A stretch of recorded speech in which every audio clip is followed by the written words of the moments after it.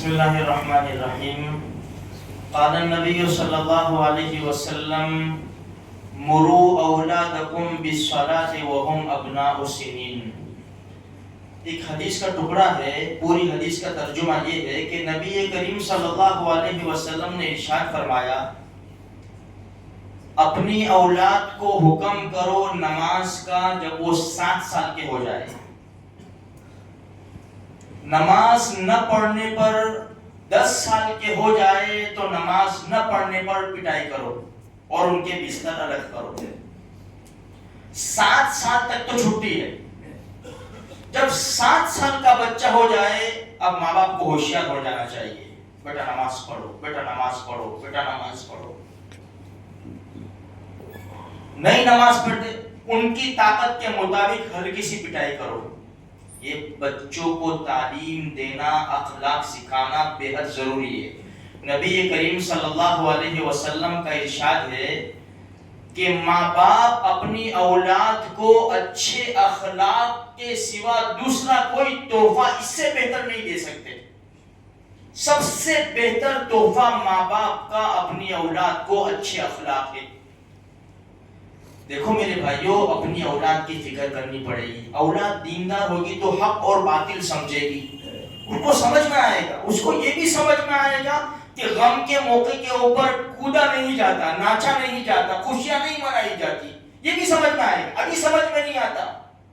اپنے گھر کی میت میں تو سمجھ میں آتا ہے، لیکن نواسہ رسول کی شہادت پر سمجھ میں نہیں آتا کہ یہ شہادت ہے.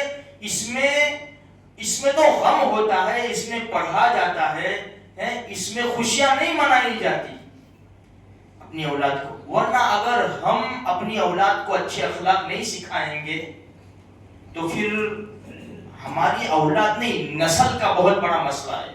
اس لیے کہ دشمن سر کے اوپر ہے. اچھا، اس کے لیے ضروری ہے میرا نمازی ہونا. باپ اپنی اولاد کو حکم کب دے گا سختی کے ساتھ نماز کا؟ جب خود نمازی ہوگا.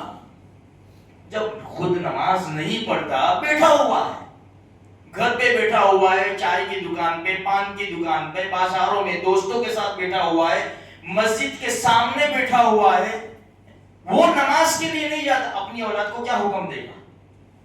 تو میرے بھائیوں، اولاد کی تربیت بہت زیادہ ضروری ہے. ماں باپ کے لیے پہلے سے اس کا انتظام. میں آپ کو ایک چھوٹا سا قصہ سناؤں. عمر بن خطاب رضی اللہ تعالیٰ عنہ کے پاس ایک آدمی آیا اپنے بیٹے کی شکایت لے کر کہ میرا بیٹا میرا نافرمان ہے، میری بات نہیں مانتا. امیر المومنین نے فرمایا جاؤ اس کے بیٹے کو بلا لاؤ. 18 سے 19 سال کا اس کا بیٹا ماشاءاللہ گورا چٹا اچھی طرح بھرپور جوانی والا آیا. السلام علیکم یا امیر المومنین. بیٹھو. عمر ابن خطاب نے فرمایا ان کو پہچانتے ہو؟ ہاں میرا ابو ہے، پہچانتا ہوں. یہ تمہاری شکایت لے کر آیا.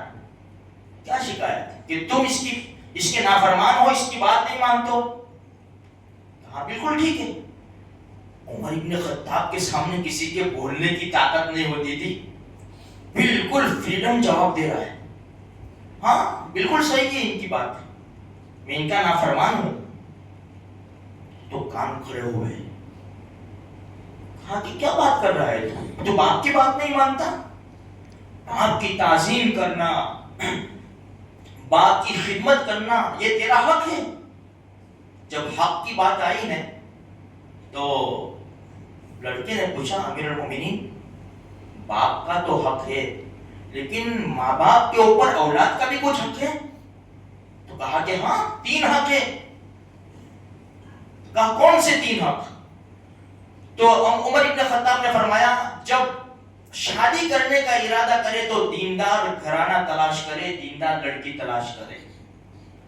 نمبر 2، جب بچہ پیدا ہو تو اچھا نام رکھے، اس لیے کہ نام کے اثرات پڑتے ہیں. اور نمبر 3، اس کو اچھی تعلیم دلائے. یہ ماں باپ کے اولاد پر حق ہے. ایک طرف کا مسئلہ نہیں ہے. ماں باپ شکایت کرتے میری اولاد میری نافرمان ہو گئی، بات نہیں مانتا، خرچہ نہیں دیتا. یہ 3 حق پہلے ماں باپ ادا کرے. جب 3 حق بتائے نا تو بیٹے نے کہا اب میری بھی سنو. عمر ابن خطاب نے فرمایا اور کیا بولتا ہے کہ میرے باپ نے جو شادی کی، جو ابھی میری ماں ہے، بدنام زمانہ ہے وہ، اس کے اچھے اخلاق نہیں تھے، لوگوں میں بدنام تھی یہ عورت، آج میری ماں ہے وہ۔ دوسرے نمبر کے اوپر جب میں پیدا ہوا نا تو میرا نام میرے باپ نے جول رکھا، یعنی گندگی کا کیڑا، اس کا معنی ہوتا ہے۔ اور تیسرے نمبر پر میری 19 سال کی عمر ہے، میرے باپ نے مجھے شریعت کی کوئی تعلیم نہیں دی۔ عمر بن خطاب غصے میں باپ کو اتنا ڈانٹا، فرمایا نکل جاؤ میرے دربار سے، اولاد کا حق ادا نہیں کرتے پھر شکایتیں لے کر آ جاتے ہو۔ تو میرے بھائیو، آج یہی حال ہے ہمارا، آج ہماری اولاد ہمارے سامنے آستین چڑھائے، قصور ہمارا ہے، مجرم ہم ہیں۔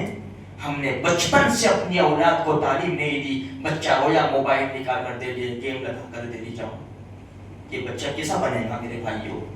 اس لیے ہمارے لیے ضروری ہے ذرا ہوشیاری سے کام لو، بچے کو اچھے اخلاق سکھاؤ، اچھی تعلیم دو، تاکہ یہ ہمارا خدمت گزار بنے، اور اب جب مر کے چلے جائے تو قرآن کریم کی تلاوت پڑھ کے ہمیں بخشے۔ اللہ کا یہ سنی بات پر عمل کی توفیق عطا فرمائے۔